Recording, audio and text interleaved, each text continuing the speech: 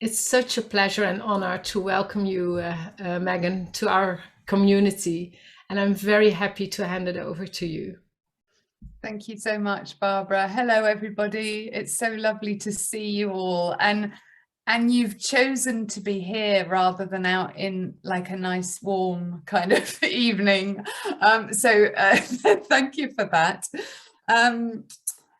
I know that I think that there might be a mix of people on here in terms of experience and practice around mindfulness and meditation. And in fact, I'm going to do something straight away, which is to ask you, I'm going to just launch this little poll here, which isn't a very scientific one, as you'll see from the wording. But I was just, to get a feel for it, which one of these most closely describes your experience with mindfulness practice? Do you practice regularly? Have you done a bit, off and on? It comes and goes.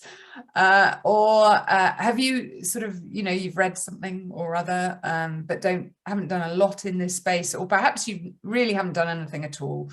So this is lovely. It just gives me an idea of who we've got in the group, and helps me to talk to everybody that's in the group. Wonderful. Okay, so that gives me a really good picture there. Thank you very much. So most of you, about 2/3 of you, fairly regularly practicing, then quite a few of you doing some meditation practice, and then we've got nearly 1/5 of you actually that haven't done that much experience before, haven't had that much experience. Thank you for that. So I'm going to start today actually by inviting you into a short practice. And I do this quite a lot in organizational spaces. I'm slightly obsessed by it, actually, how we start meetings. And I'm obsessed by it because I can't believe the way we do it all the time. We all show up to Zoom meetings and face-to-face meetings very often, rushing from one place or one thing that's occupied us, landing with a pile of people, doing something and then disappearing off again without actually really being there. And I do wonder what we might be able to achieve in our organizations and how we might be with one another if we just managed to do something a little bit differently at the beginning of meetings. And I've just been recording quite a few of pre-meeting meditations, short meditations with calm, actually, just because of this. So let's do a 5-minute arriving practice. As I said, it doesn't matter whether you've done loads of these before or none of them at all. All this is a fairly straightforward practice to bring ourselves here and arrive. Okay, so whatever you're up to at the moment, just if you're seated, fine, just close your eyes or lower your gaze, whichever's more comfortable for you. And just take in a deeper breath or two into the body. So just maybe take a deeper, slower breath into the body. And just going to invite you to notice how you're showing up right here and now. So first question is, what's going on in the mind right now? So just noticing, how's the mind? Is it quite busy? Are there many thoughts? Or is it quite quiet? Are there particular thoughts that are recurring or many different ones? Just don't need to change a thing. It's simply just to take a look with some curiosity and go, all right, okay, that's how the mind is right now.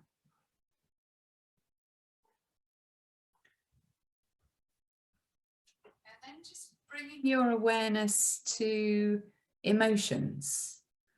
So just noticing again, how do you feel? What sort of emotions are present?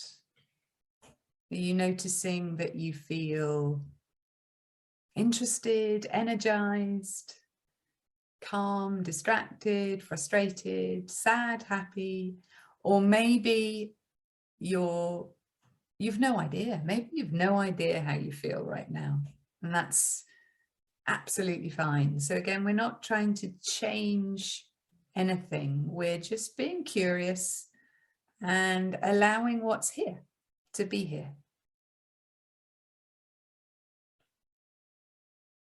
And then finally, bringing our attention to the body. So particularly in the workplace, we spend most of our days in our heads, and our body gets kind of dragged around with us. So turning your attention to this body here and now, just noticing particular sensations,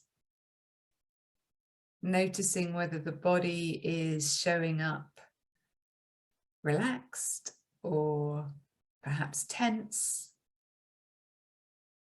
Again, no need to judge, no need to change. This is acknowledging what's here right now in the body.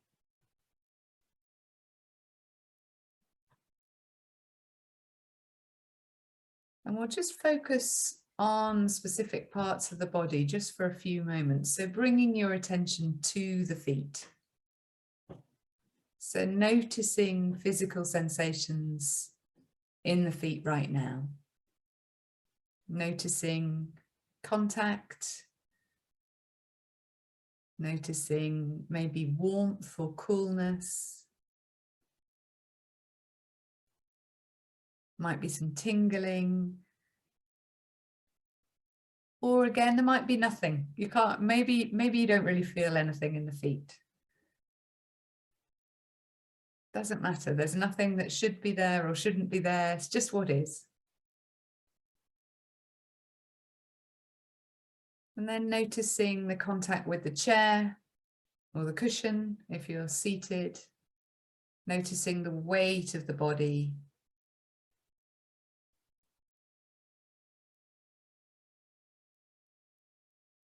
Bringing your attention up your back, your shoulders.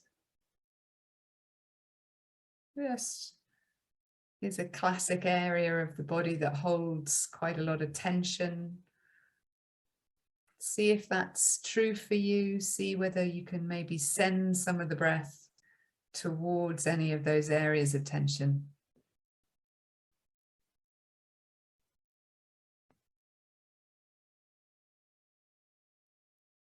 And then we'll just focus for a few moments on the breath. So if that's comfortable for you, if there's any reason why you'd rather not focus on the breath, no problem at all. Just maybe focusing in on sensations in the hands or the feet. But if you're comfortable doing so, just bring your attention to this breath happening now.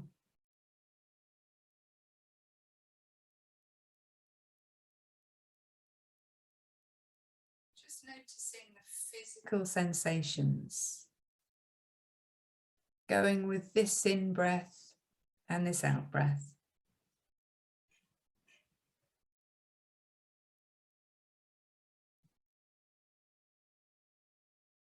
There might be some sensations that are quite vivid, some sensations that are less so. Just noticing with curiosity.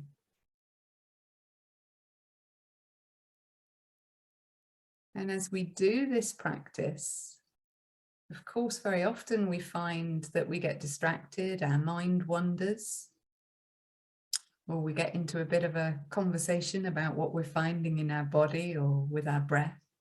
And when that happens, we just notice where the mind has gone. And then gently bring our attention back. So just gently bringing your attention back for a few more moments with this breath.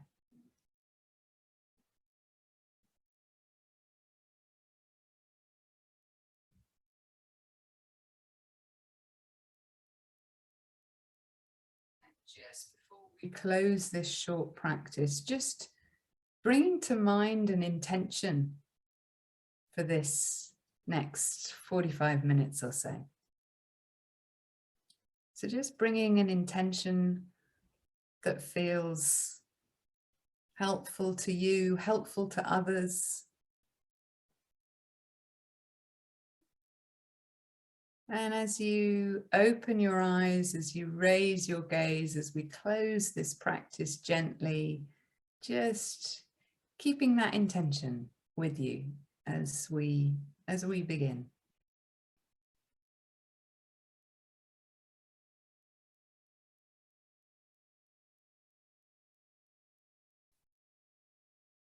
So that's the kind of practice that I would love to see happen more in our workplaces at the beginning of meetings.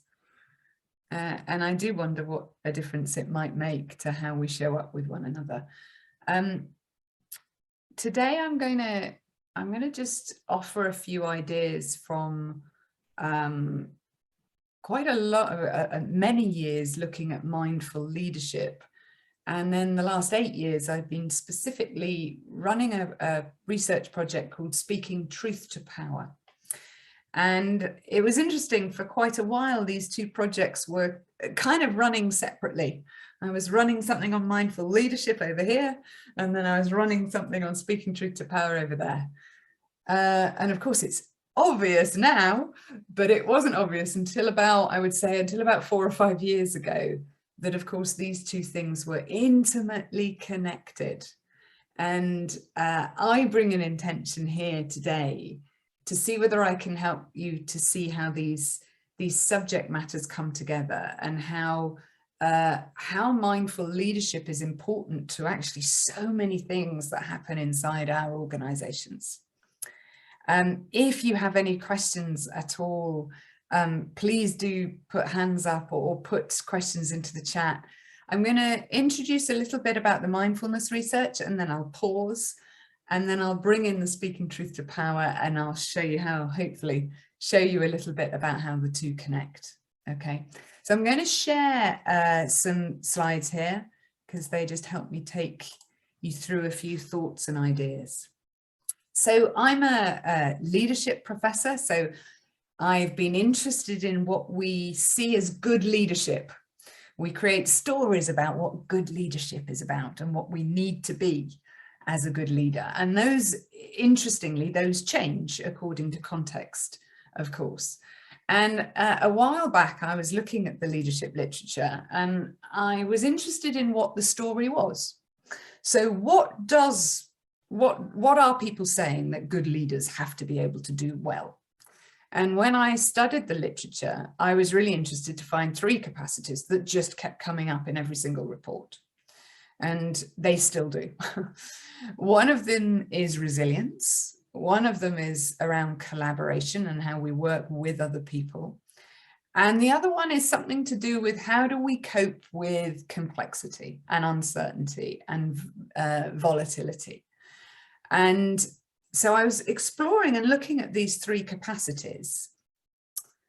And there were all these articles saying, leaders, we've got to be resilient and collaborative and thrive in situations of uncertainty. And then I'd look at all of these leaders and managers that I saw in Ashridge and beyond Ashridge. And they weren't really, they were saying, well, I'm quite anxious, I'm a bit lonely, I'm quite busy, I'm tired, distracted, feeling quite overwhelmed. I wasn't really seeing many leaders show up and say, Megan, it's amazing how resilient I feel at the moment. I'm really collaborating well, and oh my goodness, I'm thriving in all of this uncertainty. I wasn't hearing that. And so a question formed, a really good inquiry question formed in my mind that said, okay, so if we need to be more like that, but we're feeling like this, what can we do? What can we do to help? What helps leaders in these sorts of circumstances that we find ourselves in? And this is where I started, to develop, to change, and to flourish. 2 things, there's many things you need, but 2 things definitely you need. Firstly, you need to have an awareness of how you are and how your team is right now.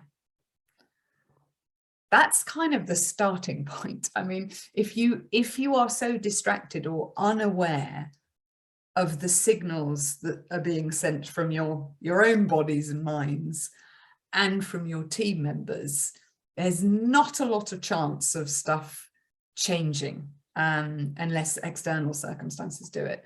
So we need to be aware of how we are, and then we need to be able to choose different responses from those reactions that are more habitual and more automated and that are getting us to feel the way that we are at the moment.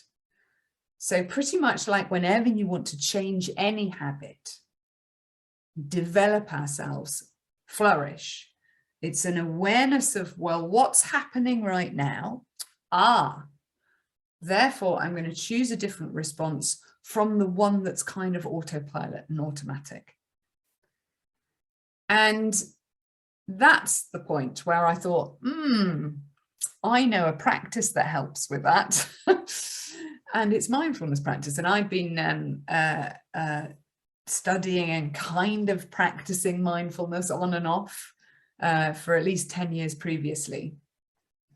And for those of you particularly on the call who are coming to this territory for the first time, there are so many definitions of mindfulness out there, and nobody has the right one, okay? There are lots of different books and different topics and different ways into mindfulness. They're helpful to so many different people. It probably is helpful, though, to let you know the definition that we were working to when we were researching it, and the definition that I kind of hold right now. It'll be very familiar to some of you that are used to working in mindfulness, particularly around the MBSR, MBCT work. So mindfulness is about the awareness, the different awareness, the different data, if you like, that comes to us when we pay attention on purpose in this moment with a particular attitude. When we're coming to this moment with an attitude of care and curiosity. And when we do that, we pick up different things. So a bit like right at the beginning of this webinar, when we did that practice just now, you know, we arrive in a certain way. And actually, there's a lot of stuff we're not aware of that's going on. So we tend to be just in autopilot. When we pause for a moment and we're able to pay attention on what's happening here and now, a different level of awareness arises. With a different level of awareness that arises, sometimes we automatically make different choices.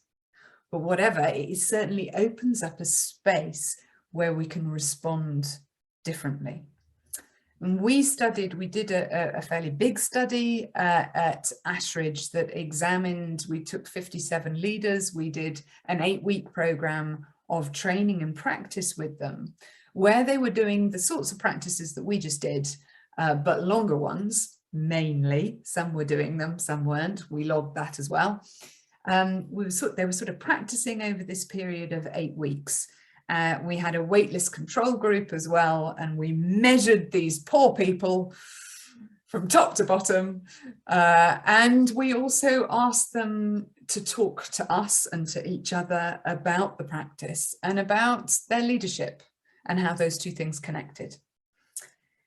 In that qualitative research, that was really, really interesting because we picked out 3 specific capacities that our participants of our research said that they were able to develop as a result of doing these meditation practices every day.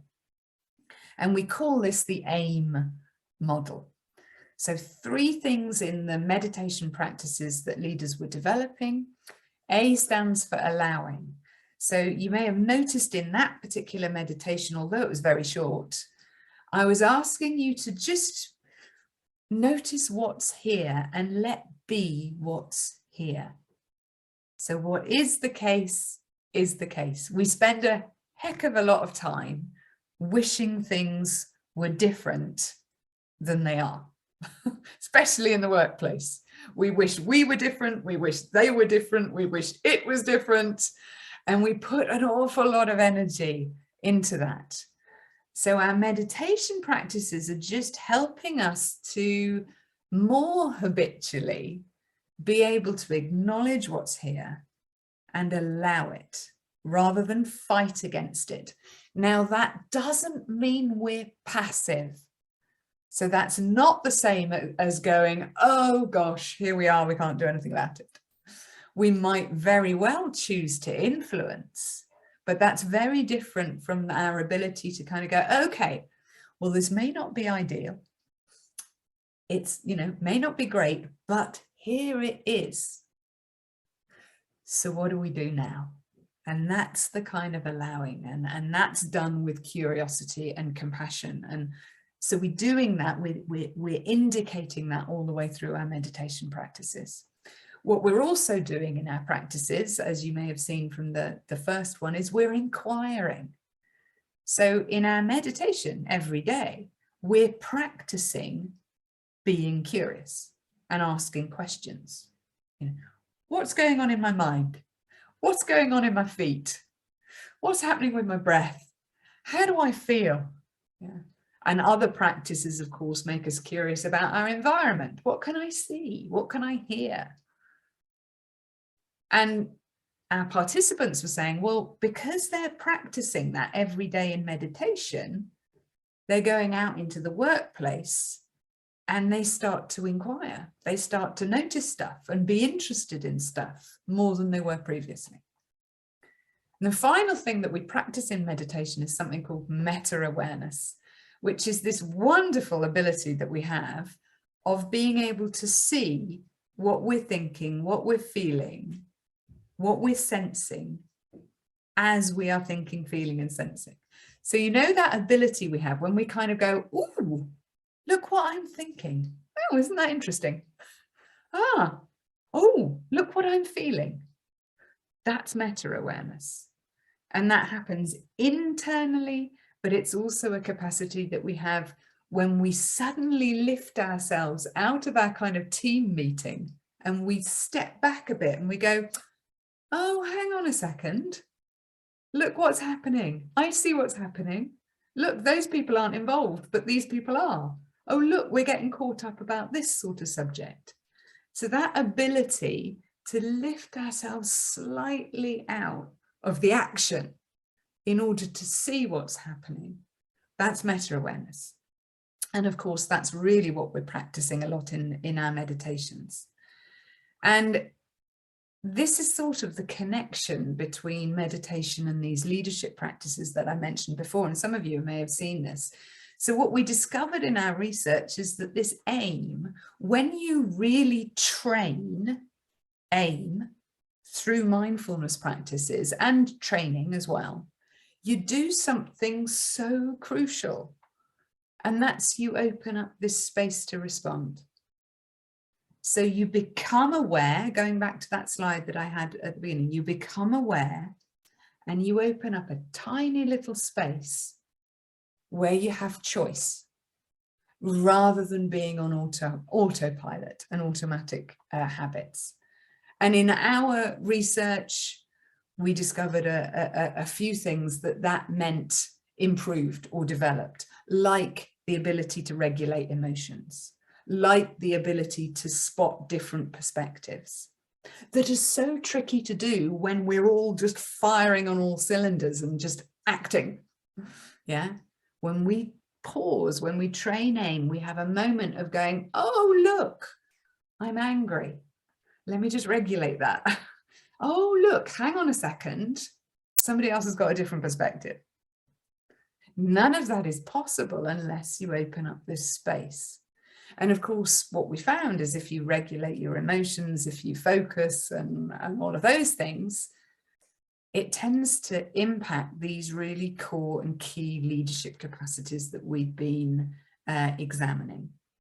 So hopefully, extremely swift. I know that was very swift, but I hope it begins to be clear why these meditation practices that seem still a little bit strange to so many in the working environment that are very used to action, action, action, it starts to explore, well, why on earth, when you close your eyes and you do these short practices, how can that feasibly affect and impact leadership? And it's through this kind of process that we've been exploring. And what we also discovered, by the way, which was interesting, was that the people that practiced for 10 minutes or more had statistically significant improvements in resilience and overall levels of mindfulness. And that sort of figure has been found before. Amisha Jha in her work was looking at about 12 minutes. The more practice we do, the better, undoubtedly. But if you're going to do some practice, it seems like this sort of amount is certainly worth doing if you can fit it in. Of course, the irony is that so many leaders say to me, too busy to meditate, Megan. And that's a whole nother webinar, by the way. So that's kind of where we are on the leadership work. And I'm just going to pause there and I'm going to stop the share. And Astrid, you've got your hand up. I'd love to hear from you. Hi, Megan. Thank you. It's very inspiring. I was wondering, have you ever been in a room with people who are even walking away when you ask them to close their eyes or to just take a breath? Yeah. So most of the time, actually, this is I get quite mischievous, actually. I really like working with very skeptical audiences. I didn't used to. Yes, I get that, less so than I used to. So my very first mindfulness session was with, and I did it through sheer naivety. I had no clue what I was getting myself into. I did an MBA session at Ashridge in about 2008, 2006 or something. And honestly, I would never have done it if I'd realized how completely weird this would be to my MBAs that I was doing it with. And yes, I do. And what I do, very briefly, there's a lot to say around this, but I don't start with mindfulness. I start with leadership. I start with something that they're really interested in. I start with, and you'll see that through this speaking up work as well. Start where they are and start with something that's really important to them, whether that's in the workplace or whether that's in the home. It's enough to kind of go, okay, agree with this? Yeah, agree. You'd like to be more resilient, or you'd like to or you'd like your teams to collaborate more. Okay, let's start building up from there. And I think sometimes what happens is if you go into skeptical audiences and the first thing you say is close your eyes, that can be a bit tricky. Also, pre-meeting little practices. There's a lot to say about language. I don't necessarily start a meeting and go, shall we all do a meditation now? It's like, okay, should we do a quick focus practice? Let's just look at focus and distraction. I know everybody's just arrived and they're probably everywhere else. So let's spend 2 minutes and then I get going. And I don't necessarily say the closing the eyes. So it depends on where the group is. I think it's a really important question, Astrid, because as well, I've worked in organizations that, people have been turned off very quickly from mindfulness because of, sometimes because it meets their stereotypes. And so they close down and they don't want to hear from you. So how you get around that is really important. Yeah, thank you. Very inspiring.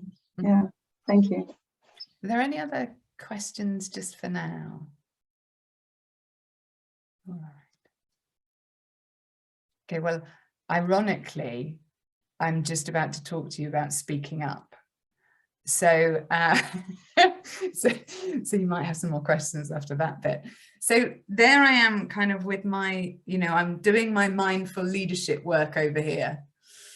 And meanwhile, I become really interested in what I call conversational habits. Okay. So you and I have loads of habits. and we don't want to talk about all of them. But the habits that I'm quite interested in are the habits that you and I have about when we speak up and when we stay silent. And also the habits around when we listen and when we don't. So we have our own habits around speaking up and listening up. And they, when you think about it, they define our lives. They certainly define our careers and our leadership practice, what we say, who we hear. But our teams in our organization also develop essentially stuck patterns, habits around what gets said and who gets heard. And those habits have huge consequences. So they're the reasons why organizations end up on the front page of the newspaper for the wrong reasons, because people haven't been able to speak up, or they have and they haven't been heard. They can also be the reasons why organizations are really innovative and agile, because it's habit in teams to stick up hands and say, I've got an idea. Or it's habit for people to stick up their hand and say, this is really interesting, to say, I disagree. I've got a different perspective. So when you have habits like that, and a few other things, it can create really innovative organizations. So I began to explore these conversational habits and the consequences. And of course, as you very well know, because nearly all of you are from a healthcare and social care background, habits cost lives. Probably my biggest client is the National Health Service in the UK. And you can see the direct correlation all the time between habits of speaking up or staying silent and lives.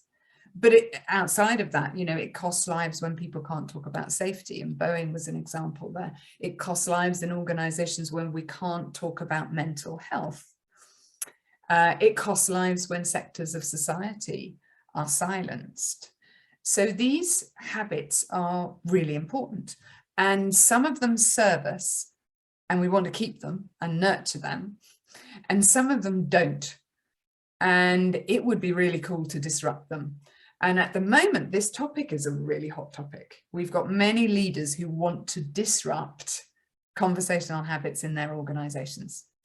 And so just to share one of the really key findings and points to my research here, this is one of the biggest mistakes they're making. The leaders are saying to me, Megan, those people over there, it's usually the middle managers or the junior employees, they need to speak up. So Megan, you need to fix them. Make them speak up more. They're not speaking up. They need to be brave. And in the research, when I first kicked this off, this is exactly what happened. And I went to talk to they over there. And this is the first quote I gathered in this research. Last time somebody spoke up, they disappeared. And so it very immediately made it obvious that if we want people to speak up more in order that we have ethical conduct, innovation, agility, inclusion, then of course, yes, we need to train people to speak up, and we need to invite them, we need to ask them to speak up, but it's a complete waste of time unless someone's listening. So the habits that I became very interested in actually were the leadership habits around how do we invite people to speak up in a way that they feel safe. And I just wanted to emphasize back here, link back. Therefore, I'm talking about habits. I'm talking about habits that leaders find really, really important. And if we're going to change habits, if we're going to change conversational habits, guess what? We need to have an awareness of what the habits are when we're doing. We need to have an awareness of when we're doing what we've always done right now in this team meeting. So I need to notice, I'm staying silent. I need to notice, oh, hang on a second. That's the only person that's been speaking for the last 30 minutes. I need to have an awareness. And then, of course, I need to have the ability to choose a different response. I need to have some tools and some frameworks to do something different in that moment of awareness. So I think you probably start to see the connection here with the mindfulness practice. It was a bit of an epiphany moment when I went, I know how you can train that. And I want to just give you a couple of examples about the habits that we need to be able to notice and that we need to be able to be mindful of. This is one of the most interesting, and it's around labeling. So if you think back right to the beginning of this session, about 40 minutes ago, Barbara gave me a gorgeous introduction, and there was loads of labels. You know, I'm a this, I'm a that, I'm a the other, I'm a professor. And you will have looked at me, and when you looked at my little picture on the screen, you'll have labeled me British, female, white, professor. You'll have labeled me on my age, on my appearance. You're probably still labeling me on those. And we label one another all the time. And my goodness, those labels are really sort of the foundation of why we have the habits of speaking up and listening up that we do, because they convey relative levels of status and authority, depending on the context. So in some organizations, you know, the senior title, very high status. In some organizations, if you're from HR, that's high status, but in others, it's low status. In some organizations, gender is a real feature. In others, less so. In some organizations, I quite like this one, if you've been there 20 years, in some organizations, that's a really good thing. It's high status. In other organizations, it's a really bad thing. You've been there too long. Nobody listens to you anymore. So these ways that we label in the moment, mainly without noticing, then impact whether we think we're expected to speak or whether we're expected to stay silent.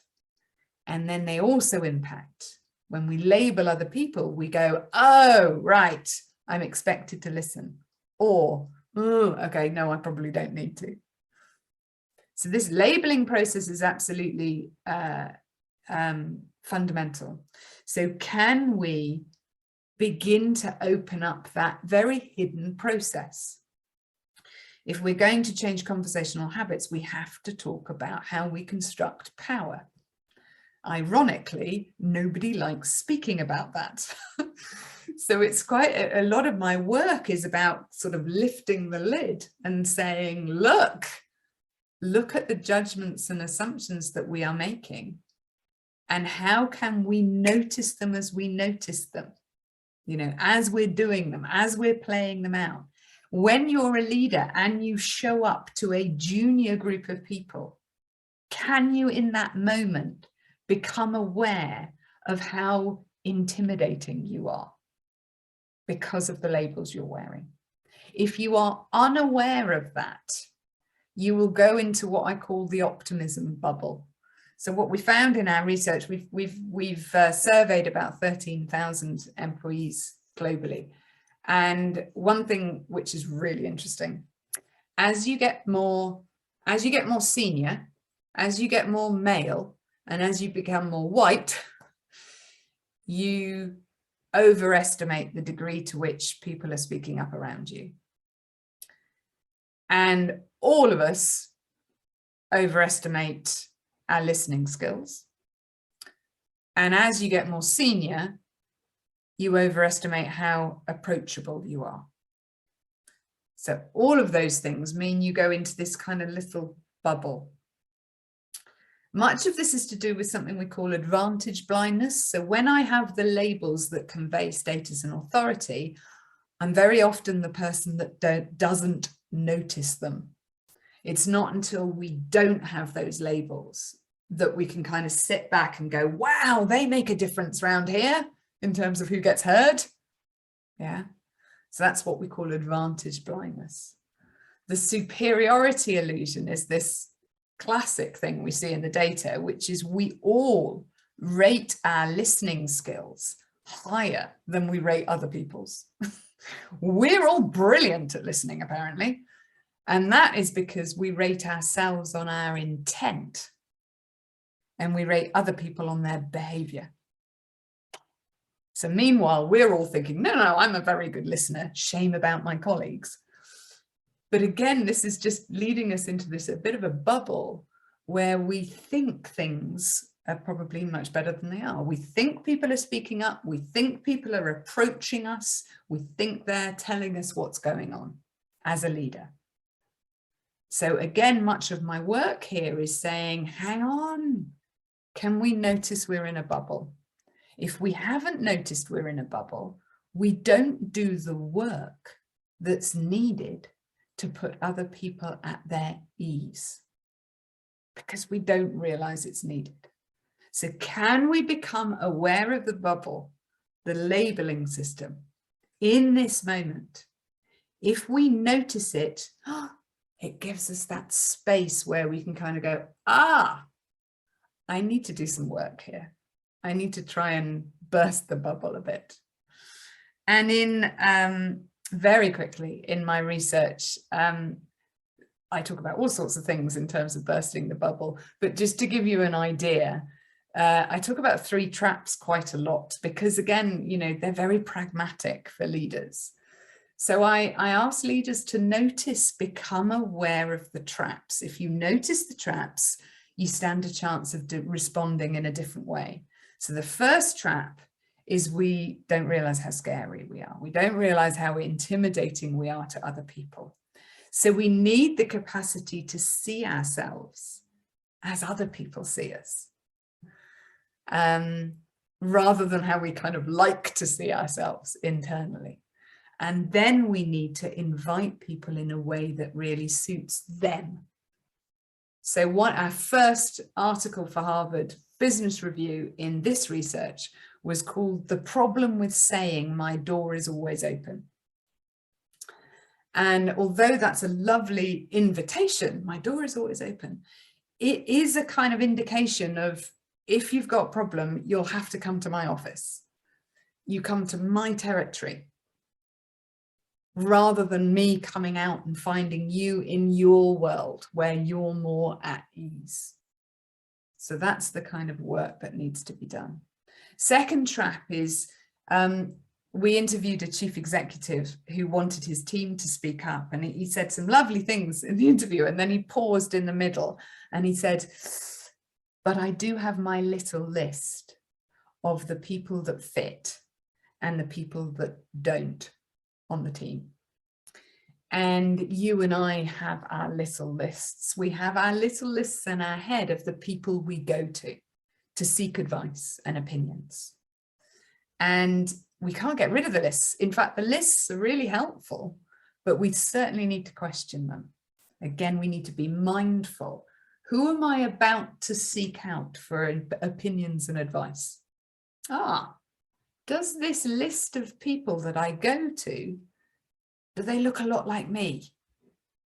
Am I in an echo chamber here? If you don't notice that, then you can't do anything about it. Can I be aware of it? And can I then go, okay, that's not a good thing. That's not a good thing to be in an echo chamber. Who's on this list? Who are on the list of people that I don't go and seek? And there's a lot of unconscious bias going on here, obviously. But how do I seek out difference? A really key leadership practice now. We've pretty much changed from, well, we haven't changed. There is a change happening, hopefully, from a picture of leaders being visionaries, having the answer with certainty, telling people what to do, through to a leader that knows their perspective is partial, that knows they've got blind spots and are really curious to find out what they are. So how do we seek out that difference? And the third trap I talk about quite a lot is the signals we send. So we send signals all the time that help people to speak up. I'm always interested, Barbara always says, you know, at the beginning of these meetings, it would be lovely if you turned on your cameras, because that essentially, that affects the speaker, or that affects the community that we build. So there are signals we send. We send signals when we're on a Teams meeting and we're doing our emails, you know, and all, let's face it, all of us think that we can do that really subtly. We're the ones that can do that. We're not. Everybody always knows that you're on emails. And of course, it's a signal that probably silences. Yeah. Another one that I talk about a lot is called the thinking face, which is one I do, which is when I'm really interested in things, I kind of really frown and I look quite intimidating, which is fine if you know me, but not so good if you don't. So Nancy Klein, some of you might know Nancy Klein's work. She's got a lovely phrase, know your face. Do you know what signals you're sending? In particular, do you know, oh, my screen's gone interesting here. Hang on. Do you know, there we go, let me click. Do you know your signals when somebody has just spoken up? What signal do you send in that next moment? How do you respond? Because if you then respond in a way that looks judgmental, or you ignore what's been said, that signal determines whether that person speaks up again, and indeed whether their colleagues do. So of course, that one in particular, mindfulness, we are looking to train what is happening right here and now. What does my face look like? Oh, what am I doing? How is this landing with another person? Do I need to change? Do I need to do something different here in order to disrupt? So with that, you know, it's a pretty brief thing. I'll just cover the kind of key points and then I'll stop talking again. So it's really hard to put quite a lot of research into a small space of time, but the big bits I'd love to get across is that anything to do with developing leadership, anything, if you're going to develop as a leader, you can't do it unless you have awareness of what's happening now, and then an ability to choose a different response from the one that you've been doing in the past. Okay. Both of those things are developed through meditation practice, and there are other methods to develop them as well. But the one I've been interested in and I've studied is meditation practice. Meditation practice develops what we call aim. It develops these habitual abilities more, allowing inquiry and meta-awareness. And that then creates this space to respond. On the conversational habits, you know, what gets said, who gets heard has enormous consequences. And if we want to alter culture, our innovative capacity, our ethical conduct, if we want to be inclusive, all of these things that are hugely on leaders' agendas, then we have to alter what gets said and who gets heard. To alter what gets said and who gets heard, we need to be aware and we need to be able to disrupt the habits that we have. Okay. So I've given you a couple of examples. You know, we label one another. We have this little optimism bubble when we're senior. If we can be more aware of that, we can start to shift things. If we're unaware of them, it's unlikely that anything will move. So mindful leaders are able to just spot these kind of traps more of the time and make some different choices. And that really is, I suppose, what my work's about.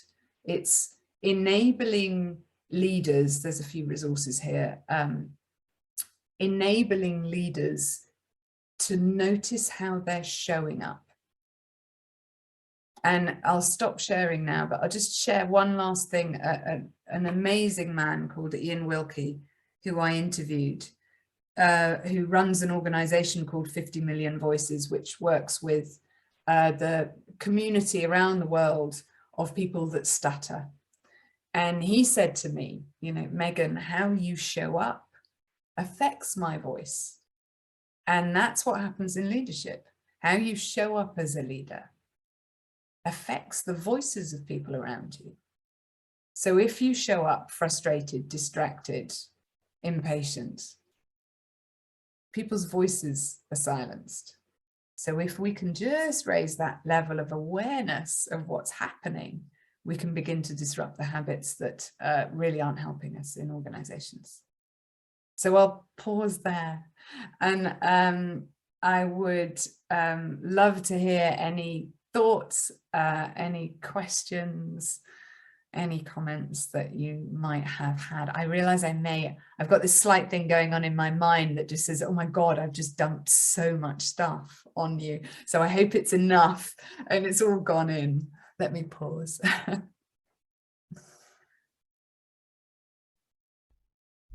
So thank you so much, Megan. I've got Yes. a hand up. Good. There's a hand raiser. Yes. Hello, please. I'm so sorry you're down as Zoom user, but do have you got a question? Alice, if you can unmute yourself, you can. Yeah. Yes. Thank you. Yeah. Thank you, Megan, for this very interesting webinar. I have a question for you. It's all about increased awareness, which makes it possible to have wiser responses. My question is, how do you do this in practice? How do you do this in, if you, for example, if you're in a hospital and you like to change the leadership in the hospital of the doctors and the leaders there, how do you start? That's a really good question, and it's also a question I could talk about for hours.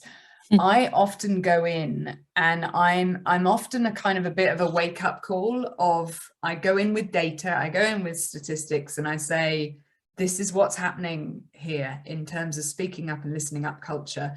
And if you don't change it as a leader, as a leadership team, you are unable to do the kind of things that you're really seeking to do. And through the research, through the data, I'm seeking to do that initial thing of kind of bursting the bubble, where leaders kind of go, oh, you mean people aren't speaking up? Oh, yeah. So having a bit of a language around it as well, you know, the bubble, being in the bubble. And then once you get people to, it's a bit like with the mindfulness work, once you can get people to think, oh, actually, yes, this is really interesting and I need to do something with it, then I kind of follow in with, we have loads of sort of frameworks. I didn't have time to go through them today, but there's quite pragmatic frameworks that are useful tools for leaders to both become aware and also plan things a little bit more around when they're inviting people to speak in particular. So a lot of my work's on psychological safety and how you can help people to feel a little bit more at ease. But what I would say is that, as we know, habits don't tend to change like that. They definitely, I don't like to undersell myself here, but they definitely don't change when I go in and do a 20-minute keynote, I'm afraid. The architecture of the organization has to shift as well. So if we want people to do different things and be more aware, we have to be able to promote the right people, to recruit the right people, to reward certain behaviors rather than other behaviors, to create some spaces in our pathologically busy work environment. We have to be able to enable healthcare people to look after themselves as well, because otherwise we're showing up in a way that, of course, we can't hear other people. We can't think about other people because we're barely managing. Yeah. So it's a huge topic. And I have written quite a lot about the various different ways that we do it. And one way that does help, that I know helps, is meditation practices and training. So that's also kind of one thing that I obviously do quite a bit of. Hope that. Thank you. Okay. Thank you very much. That was a wonderful question, Alice. Thank you so much. Are there other people who want to ask a question to Megan? And if you feel a little bit shy, you can also put your question in Dutch in the chat if that feels more comfortable. Oh, Caroline, hiya. Hi, Megan. Just really thank you for that. It was really inspiring and wonderful to hear about your work and your research and this kind of integration of leadership and mindfulness. And I guess as you'd finished speaking, what really struck me was about this kind of relationship, not only about our behavior at work, but that relationship between our behavior at home and our behavior at work. And that the culture of the two. And I wonder if there was anything you could say about that. Can you tell me a little bit more, Caroline, before I assume into what you just said? Tell me a little bit more that you were thinking on that. So yeah, in terms of being a leader, and kind of, I suppose what my thoughts came out of kind of when you were talking about habitual ways of behaving, and I was thinking, well, if we're habitually behaving in a certain way when we're at home and at the weekend and when we're not at work, and then, we don't suddenly put on this kind of cloak of something different and behave differently at work. And that's just sort of an edge that I'm noticing myself and kind of curious.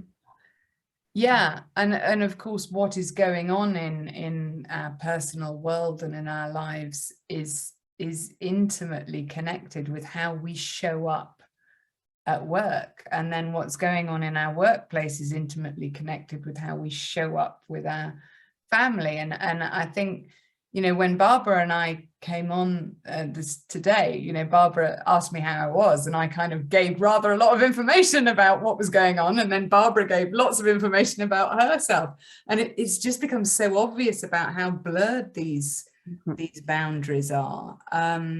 And the behaviors, of course, that we are learning and practicing at home, of course, they very often come into the workplace, and again, vice versa. And I don't know that I'm answering your question, Caroline, but I will give you one example just briefly that stuck with me at the end of the research. Is one of our research participants was talking about when they had a really bad day at work and they came home and they'd go into the house, and of course it would take about 2 minutes before everybody in the house was in an awful state because they'd brought work home, essentially. And how they learned to do that pause as they put the key in the keyhole. They just learned to do that moment of like, what's going on? How am I coming into this space? And that was enough just to make some different choices that then made a difference to the people in the home. So these two things are very, very intimately connected, and we need to increasingly recognize how they're intimately connected and change the kind of conversations we have to allow that